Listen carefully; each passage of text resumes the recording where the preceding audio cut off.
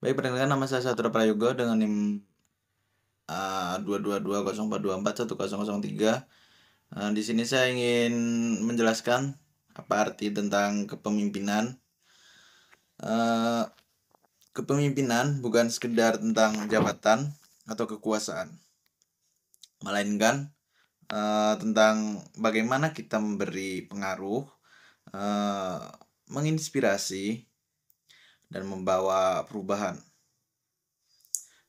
Seseorang pemimpin hebat tidak dilahirkan begitu saja, melainkan dibentuk melalui pengalaman, pembelajaran, dan tindakan nyata. Tapi apa yang membedakan pemimpin biasa dengan pemimpin yang luar biasa? Itulah yang akan kita bahas dalam video berikut. Di dunia yang terus berubah, kepemimpinan yang efektif menjadi lebih penting dari sebelumnya. Seorang pemimpin yang baik tidak hanya mampu mengarahkan, tetapi juga memberdayakan timnya untuk mencapai tujuan bersama. Tapi apakah kepemimpinan hanya untuk mereka yang punya jabatan tinggi? Tentu tidak. Setiap orang bisa menjadi pemimpin dalam perannya masing-masing, baik di lingkungan kerja, komunitas, organisasi, maupun dalam kehidupan sehari-hari. Menjadi pemimpin bukan berarti harus selalu sempurna. Justru pemimpin hebat adalah mereka yang mau belajar dari kesalahan dan terus berkembang. Kepemimpinan sejati bukan soal memerintah, tetapi juga soal bagaimana kita bisa menginspirasi orang untuk bergerak bersama mencapai hal-hal yang lebih besar. Ingin tahu lebih dalam tentang bagaimana cara membangun kepemimpinan yang kuat dan berpengaruh? Simak video sampai selesai ya. Kepemimpinan adalah kemampuan seseorang untuk mempengaruhi atau membimbing dan menginspirasi orang lain agar mencapai tujuan bersama. Seorang pemimpin tidak selalu harus memiliki jabatan tinggi, tetapi juga yang terpenting adalah bagaimana ia mampu memberikan dampak positif bagi orang-orang di sekitarnya. Dalam kehidupan sehari-hari, setiap orang sebenarnya bisa menjadi pemimpin, baik di lingkungan kerja, keluarga, organisasi, komunitas, maupun di lingkungan bermasyarakat. Seorang pemimpin yang baik harus memiliki visi yang jelas. Visi adalah gambaran tentang tujuan yang ingin dicapai. Tanpa visi, sebuah tim atau organisasi akan berjalan tanpa arah. Selain itu, pemimpin juga harus mampu berkomunikasi dengan baik. Kemampuan itu penting agar pesan dan ide dapat disampaikan dengan jelas kepada anggota tim. Komunikasi yang baik juga menciptakan lingkungan kerja yang harmonis dan penuh semangat. Selain komunikasi, seorang pemimpin juga harus bisa menjadi contoh yang baik. Pemimpin yang dihormati adalah mereka yang bukan hanya pandai bicara, tetapi juga mampu menunjukkan tindakan yang nyata. Misalnya, jika seorang pemimpin ingin timnya bekerja dengan disiplin, maka ia sendiri harus menunjukkan sikap disiplin terlebih dahulu. Dengan begitu, anggota tim akan lebih mudah mengikuti dan menghormati pemimpinnya. Kepemimpinan juga berkaitan dengan kemampuan mengambil keputusan. Seorang pemimpin seringkali dihadapkan pada berbagai situasi yang membutuhkan keputusan cepat dan tepat. Untuk itu, pemimpin harus mampu berpikir jernih, menganalisis masalah, dan mengambil keputusan yang terbaik untuk kepentingan bersama.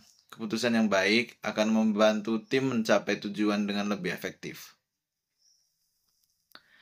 Selain itu, pemimpin yang baik harus peduli terhadap anggotanya. Kepedulian ini bisa ditunjukkan dengan mendengarkan pendapat mereka, memberikan motivasi dan membantu mereka berkembang. Pemimpin yang peduli akan menciptakan lingkungan kerja yang nyaman, sehingga setiap anggota tim merasa dihargai dan lebih semangat dalam bekerja. Menjadi pemimpin yang efektif bukan sesuatu yang instan, butuh proses belajar dan pengalaman untuk mengembangkan keterampilan kepemimpinan. Namun, eh, dengan kem- dengan kemampuan yang kuat, dengan kemauan yang kuat, setiap orang bisa menjadi pemimpin yang menginspirasi dan membawa perubahan positif. Jika kita harus belajar berlatih dan berusaha menjadi contoh yang baik, maka kita pun bisa menjadi pemimpin yang tidak hanya dihormati, tetapi juga dicintai oleh orang-orang di sekitar kita. Kepemimpinan dalam organisasi mahasiswa, baik di badan eksekutif mahasiswa atau BEM dan maupun di himpunan mahasiswa atau hima, eh, bukan hanya soal memegang jabatan atau mengatur program kerja. Lebih dari itu, kepemimpinan di organisasi mahasiswa adalah tentang bagaimana seseorang mampu menginspirasi, menggerakkan, dan membangun kerjasama yang untuk mencapai tujuan yang bersama. Seorang pemimpin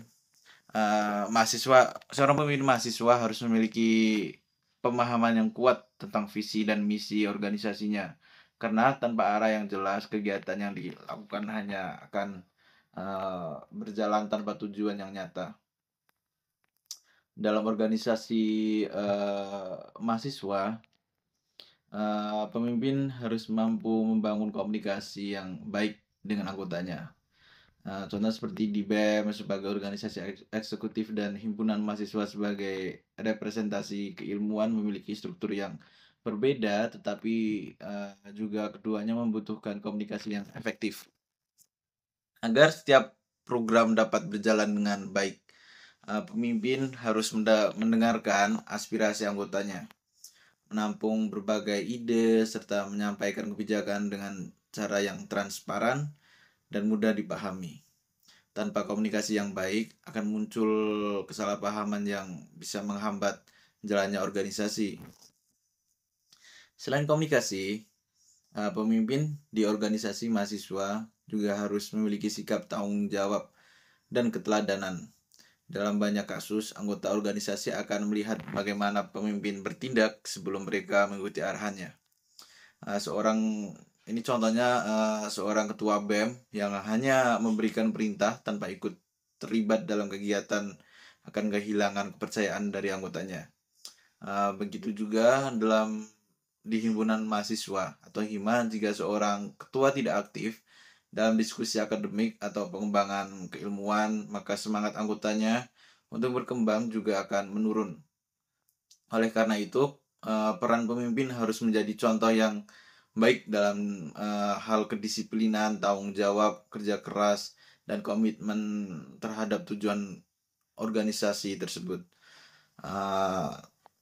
Tantangan lain dalam kepemimpinan organisasi mahasiswa adalah bagaimana mengelola dinamika kelompok yang terdiri dari berbagai karakter dan latar belakang anggotanya yang masing-masing seperti itu. Setiap anggota memiliki pandangan dan kepentingan yang berbeda, sehingga seorang pemimpin harus mampu menjadi mediator yang adil dalam menyatukan berbagai pendapat. Konflik dalam organisasi mahasiswa adalah hal yang wajar, tetapi pemimpin yang baik akan mampu menyelesaikan perbedaan dengan bijak tanpa menciptakan perpecahan di dalam tim. Selain itu, pemimpin juga harus memiliki kemampuan untuk mengambil keputusan yang tepat dalam situasi yang sulit. Dalam perjalanan organisasi seringkali muncul hambatan seperti keterbatasan dana, kurangnya partisipasi anggota, atau perbedaan pendapat dengan pihak kampus. Seorang pemimpin yang baik tidak boleh gegabah dalam mengambil keputusan, tetapi juga tidak boleh terlalu lama untuk ragu. keputusan yang diambil harus mempertimbangkan berbagai aspek agar tidak merugikan organisasi dalam jangka panjang. Uh, untuk kepemimpinan juga menjadi kesempatan untuk mengasah keterampilan dalam mengatur sumber daya dan menjalankan program kerja dengan efektif. Seseorang pemimpin harus mampu mengelola berbagai situasi seperti misalnya di BEM, pemimpin harus uh, bisa mengelola berbagai departemen, berbagai staff seperti itu untuk mengkoordinasikan kegiatan kampus serta menjalin hubungan dengan pihak eksternal. Sementara di himpunan mahasiswa, pemimpinan lebih menekankan pada pengembangan akademik, penelitian, dan pendampingan mahasiswa dalam bidang keilmuan tertentu. Kedua organisasi ini membutuhkan pemimpin yang tidak hanya visioner, tetapi juga memiliki kemampuan manajerial, pintar memanage waktu seperti itu yang baik agar program kerja berjalan sesuai dengan rencana. Menjadi pemimpin di organisasi mahasiswa bukan hanya tentang menjalankan tugas selama satu periode, tapi juga meninggalkan warisan kepemimpinan yang bisa diteruskan oleh generasi berikutnya. Pemimpin yang baik harus mampu menciptakan sistem yang berkelanjutan, membentuk kaderisasi yang kuat, dan memastikan bahwa organisasi tetap berjalan meskipun kepemimpinan telah berganti. Oleh karena itu, kepemimpinan dalam organisasi mahasiswa bukan hanya soal kepentingan pribadi, tetapi tentang bagaimana menciptakan perubahan yang membawa manfaat bagi banyak orang, baik di dalam kampus maupun di lingkungan akademik, di luar kampus atau di luar akademik. Pada akhirnya, pengalaman memimpin di organisasi adalah bekal berharga bagi masa depan kita. Dari sini, seorang mahasiswa kita bisa belajar bagaimana mengelola tim, menyelesaikan masalah, dan berpikir strategis dalam mengambil keputusan. Semua keterampilan ini akan sangat berguna di dunia profesional, baik di dunia kerja maupun di lingkungan sosial yang lebih luas. Oleh karena itu, menjadi pemimpin di organisasi mahasiswa bukan hanya tentang menyelesaikan satu periode kepemimpinan, tetapi juga tentang bagaimana membentuk diri menjadi pemimpin yang lebih baik di masa depan. Terima kasih. Sekian dari saya. Wassalamualaikum warahmatullahi wabarakatuh.